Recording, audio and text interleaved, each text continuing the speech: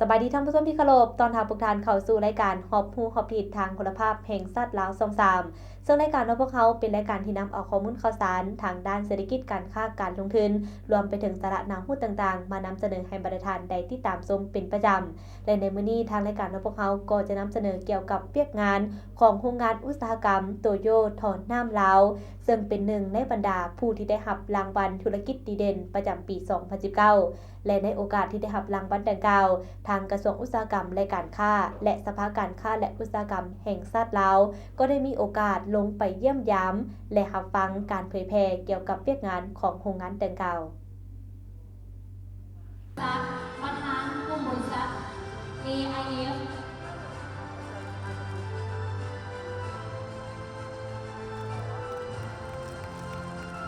ภายหลังที่สำเร็จงานมอบรางวัลธุรกิจดีเด่นปี 2019 ในวันที่20กุมภาพันธ์ 2020ท่านสุนทรจันทิราชห้องหัวหน้ากลุ่มการค้าภายในและท่านดาวบอนพจันทวงศ์รองประธานสภาการค้าและอุตสาหกรรมแห่งชาติลาวพร้อมด้วยคณะก็ได้ลงเยี่ยมยามโรงงานอุตสาหกรรมท่อน้ำโตโยลาวที่บ้านโพคำเมืองไซธานีนครหลวงวิจันทร์ในระยะการเยี่ยมยามท่านลังกรไสยวงศ์ประธานบริษัทกลุ่มไสยวงศ์ก็ได้นำเสนอเกี่ยวกับประวัติความเป็นมาสภาพการดำเนินกิจการและวิสัยทัศน์ของโรงงานอุตสาหกรรมท่อน้ำโตโยลาวที่มีมาแต่ปี 2016 เป็นโรงงานหนึ่งของบริษัทกลุ่มไสยวงศ์ที่ก่อตั้งมาแต่ปี 2001 ซึ่งเป็นผู้นำเข้าและจำหน่ายเครื่องวัสดุ อุปกรณ์และเทคโนโลยีด้านท่อน้ำและการประปาครบวงจรพร้อมทั้งเป็นผู้ผลิตท่อน้ำลาวที่มีคุณภาพได้มาตรฐานสากลแห่งทับอิฐในสาธารณรัฐประชาธิปไตยประชาชนลาวเป้าหมายเป็นเพื่อสร้างพัฒนาและจัดการระบบน้ำประปาให้มีความปลอดภัยและยืนยงวันนี้ก็ดีใจหลายที่ได้ต้อนรับคณะผู้แทนจากสภาอุตสาหกรรมและการค้าเนาะกรมการค้าภายในและก็โทรภาพแห่งชาติลาวและก็หนังสือพิมพ์เวียงจันทามเนาะที่มาเยี่ยมยามโรงงานท่อน้ำโตโยพวกเฮาคือโรงงานท่อน้ำโตโยของพวกเฮาก็เป็นบริษัทลูกของบริษัทกลุ่มไสยวงศ์เนาะกลุ่มไสยวงศ์แท้ก็แม่นสร้างตั้งขึ้นแต่ปี 2001 แล้วก็ธุรกิจหลักๆก็แม่นเรื่องนำเข้าและจำหน่ายผลิตภัณฑ์ด้านอุปกรณ์การประปาเนาะหลังจาก15 ปีเนาะดำเนินธุรกิจแต่ปี 2001 จนถึง 2016 พวกเราจึงค่อยเริ่มสร้างโรงงานท่อน้ำโตโยแล้วก็เฮาก็ผลิตและจำหน่ายท่อน้ำมีหลากหลายผลิตภัณฑ์คือท่อ PVC เนาะตามมาตรฐานสากลเนาะแล้วก็ท่อ PVC ตามมาตรฐาน TIS หรือว่า Thai Industrial Standard เนาะและตามมาตรฐานแห่งชาติลาวเฮาแล้วก็มีท่อ SDPE เนาะที่กำลังมาแฮงก็มีทั้งท่อน้ำท่อไฟท่อหุ้มสายโทรคมเนาะนอกจากนั้นเราก็มีระบบวาล์วปั๊มน้ำอุปกรณ์อื่นๆที่ใช้ในแขนงน้ำประปาชลประทานปลูกฝังเลี้ยงสัตว์เนาะแล้วก็ทางเวียกงานเกษตรสนามกอล์ฟหรือว่าเวียกงานต้านแล้งต้านท่วมรวมทำโครงการก่อสร้างเคลื่อนไฟฟ้าบ่อแฮและก็แขนงอุตสาหกรรมต่างๆเนาะมาฮอดปี 2018 พวกเราก็ได้รับมาตรฐาน ISO 9001 แต่มาตรฐานแห่งชาติลาวเนาะและคือปัจจุบันนี้สินค้าเราก็ถือว่ามีความพร้อมทางด้านการผลิตและจัดจำหน่ายทางด้านปริมาณและคุณภาพให้แก่สังคมอยู่ในกลุ่มผลิตภัณฑ์ของพวกเราก็จะมี1เป็นแบรนด์ท่อน้ำโตโยเนาะเป็นท่อที่รับแรงดันสูงสามารถเหมาะสมแก่น้ำประปาหรือว่าระบบน้ำที่มีรับแรงดันสูงแหละเนาะแล้วก็มีอีกแบรนด์ที่2เอิ้นว่าเอเชียกรีนที่เป็นแบรนด์ที่มีความสามารถรับแรงดันระดับกลางหาระดับล่างเหมาะแก่การเฮ็ดท่อระบายท่อชลประทานท่อกสิกรรมปลูกฝังเลี้ยงสัตว์เนาะแล้วก็ต้นทุนก็ค่อนข้างจะถูกเทียบแล้วก็ประหยัดเทียบกับนำเข้าหรือว่าเทียบกับแบรนด์โตโยคือว่าถูกกว่าหลายเติบเนาะแล้วก็เหมาะแก่เศรษฐกิจของผู้มีรายได้ต่ำเนาะอันนั้นเป็น2แบรนด์ที่เราสร้างขึ้นมาเพื่อรับใช้บรรดาตัวแทนทั้งหลายและก็สังคมลาว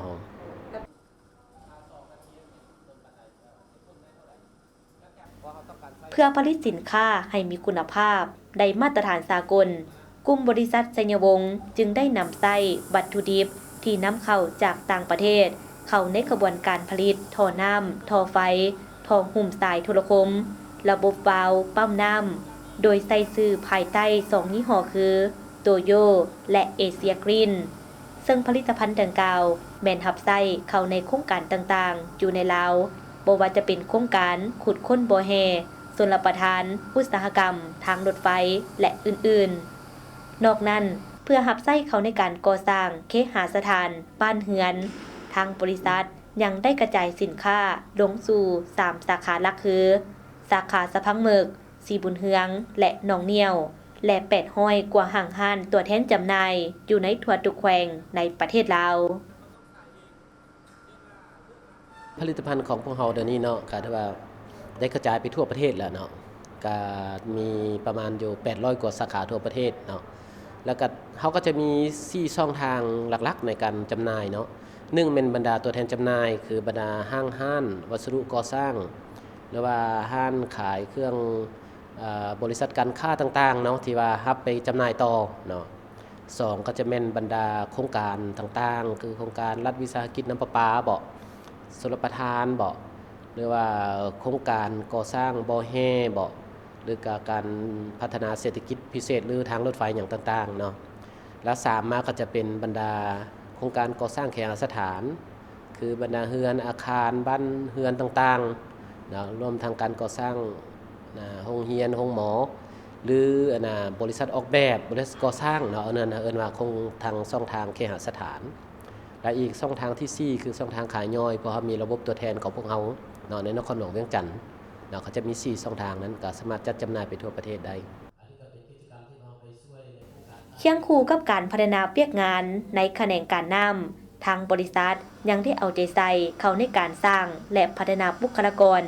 โดยการร่วมมือกับกรมประปากระทรวงโยธาธิการและขนส่งเพื่อจัดการฝึกอบรมให้แก่พนักงานของรัฐวิสาหกิจน้ำประปาในทั่วประเทศเพื่อให้พวกเขาเข้าใจลึกซึ้งเกี่ยวกับวิธีการนำไส้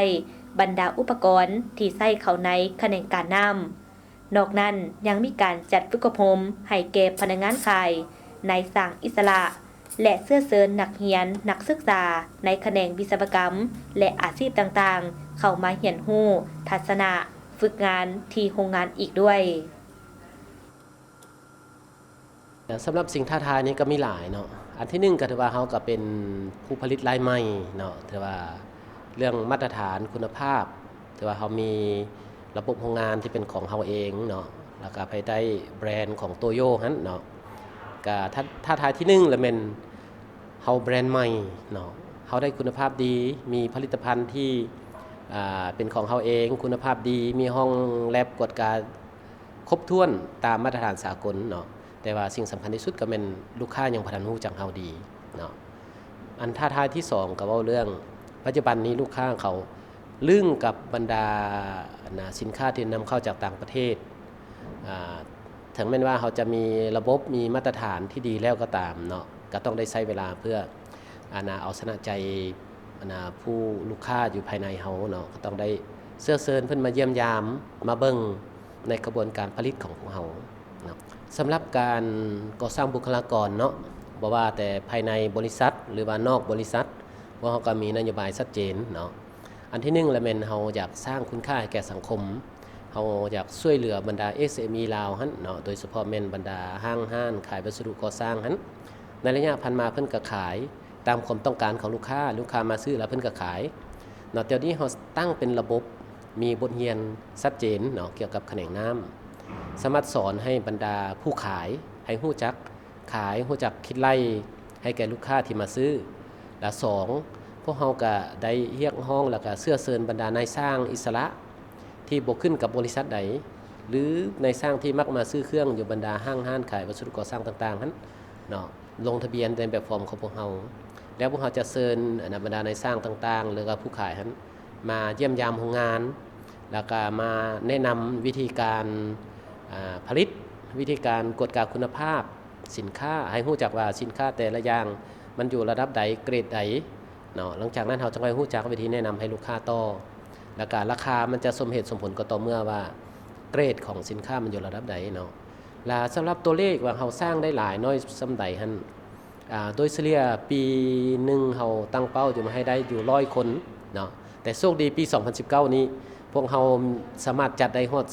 200คนทางนายสร้างและผู้ขายอันนั้นก็จะเป็นอีกอันนึงที่ว่าเราเห็นว่าเราตั้งเป้า200 คนแต่ว่าผู้สนใจที่อยากมาร่วมกระบวนการเรียนรู้เกี่ยวกับระบบท่อน้ำเฮานี่ถือว่าหลายอยู่อย่างนี้สำหรับภาครัฐเฮาเนาะโดยเฉพาะแม่นรัฐวิสาหกิจน้ำประปาเนาะแล้วก็บรรดาแขนงน้ำโดยเฉพาะรัฐวิสาหกิจน้ำประปาเดี๋ยวนี้มันขึ้นกับแผนกยทขคุ้มครองพวกเราก็ได้รับการเสื้อเสริญจากกรมประปาเนาะกระทรวงโยธาธิการขนส่งประกอบส่วนในกระบวนการสร้างความเข้มแข็งให้แก่รัฐวิสาหกิจน้ำประปาทั่วประเทศและก็โดยเฉพาะแม่นการให้ความรู้ทางด้านวัตถุอุปกรณ์ในแขนงน้ำนี้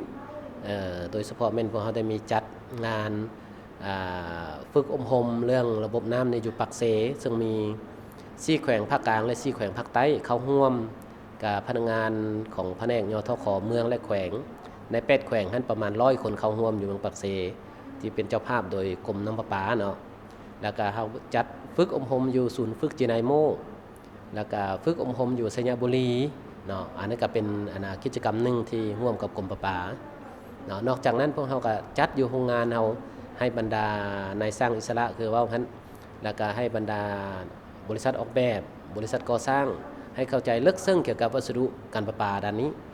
และนอกจากนั้นพวกเราก็มีการเสื้อเชิญบรรดานักเรียนนักศึกษาในแขนงวิศวกรรมแขนงนายสร้างแล้วก็วิชาชีพต่างๆเข้ามาฝึกอยู่ในโรงงานแล้วก็ไปฝึกให้เขาเจ้าอยู่โรงเรียนเขาเจ้าพร้อมผ่านการรับฟังการรายงานแล้วทางคณะก็ได้ติดราคาสูงต่อการพัฒนาและมุ่งมั่นในการสร้างผลิตภัณฑ์ลาวพร้อมทั้งให้ทิศชี้นำทุกข้อเสนอที่ทางบริษัทได้นำเสนอเพื่อแก้ไขและสืบต่อพัฒนาต่อไปต่อมาท่านลังก่อนก็ได้นำพาคณะลงเยี่ยมชมขบวนการผลิตท่อบ่ว่าจะเป็นท่อน้ำท่อไฟท่อหุ้มสายโทรคมระบบวาล์วปั๊มน้ำและอื่นๆพร้อมทั้งสาธิตการทดสอบคุณภาพของบรรดาท่อต่างๆอีกด้วย